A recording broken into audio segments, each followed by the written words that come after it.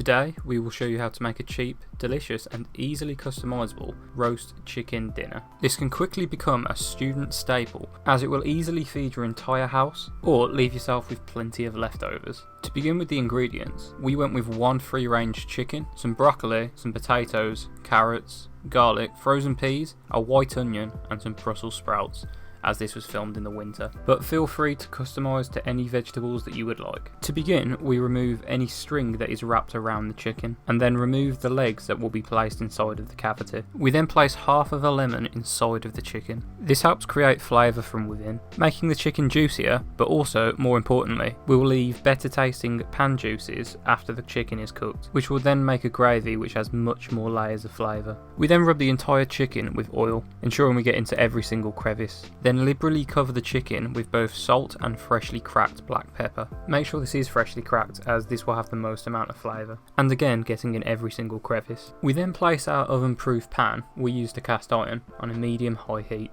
We do this as the dark meat, in the thighs and the legs, takes a longer amount of time to cook than the breast, meaning that we won't overcook the breasts when making sure that all of the chicken is fully cooked. This method is taken from YouTuber Adam Ragusier, whose video link will be in the description below. After a few minutes, as you start to hear sizzling noises, we add 3 roughly chopped carrots, 3 cloves of garlic and 1 onion quartered. We left the skin on the onion, as this helps develop flavour and colour for the gravy.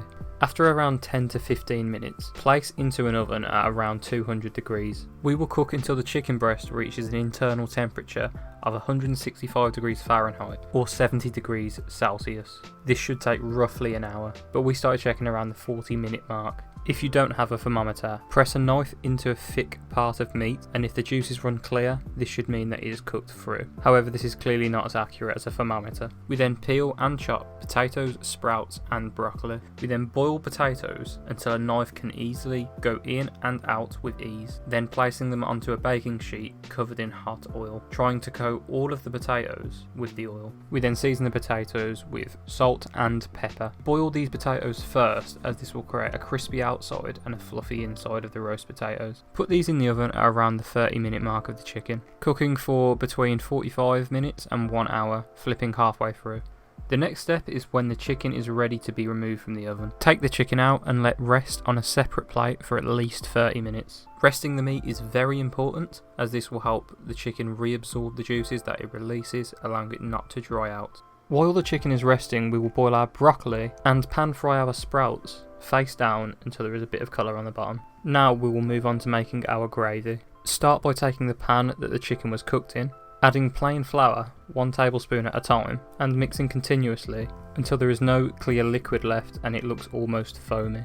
This is creating a roux, something which if you have made a bechamel sauce for cheese pasta you would have made before, but instead of using chicken fat you would have used butter. Cook this on a low heat for about a minute to cook out the flour taste. We then add water slowly, mixing constantly until a nice brown colour has formed and has thickened into a sauce.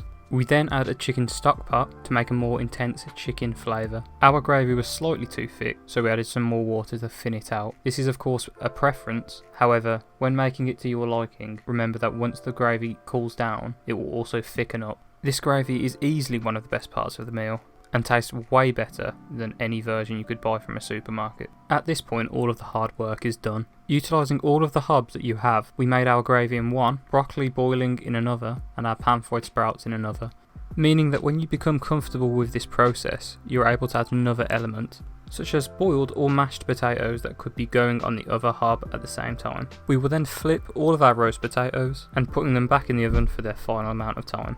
We will then add our frozen peas to the same pan as the broccoli, as this will help save on the washing up. Once your potatoes are fully cooked, this should align with your perfectly rested chicken, which we will then transfer to a chopping board and put any juices that was left on the plate into the gravy and mixing together. We will then carve our chicken by cutting the skin connecting the leg to the body, revealing the leg and thigh. Because of our chicken being rested, it will be so juicy and tender, we should be able to pull the leg and the thigh away from the chicken using our hands without any issues. We then find the gap connecting the drumstick and the thigh and cut through. We then find the bone that separates the 2 breasts and gently remove one breast by following the bone down. Repeating this on both sides and cutting the breast into slices. We will then pour our gravy through a sieve making sure that there are no big chunks of fat or vegetables left over. And now we are ready to serve. We saved one of the roasted onions before making the gravy, which also adds a very tasty side dish. However, there are only a few available, so make sure you get one. And there we go, a very easy, delicious and cost effective way of making multiple different dinners for yourself or for friends. Once you become comfortable with this process, customizing this meal will be very easy.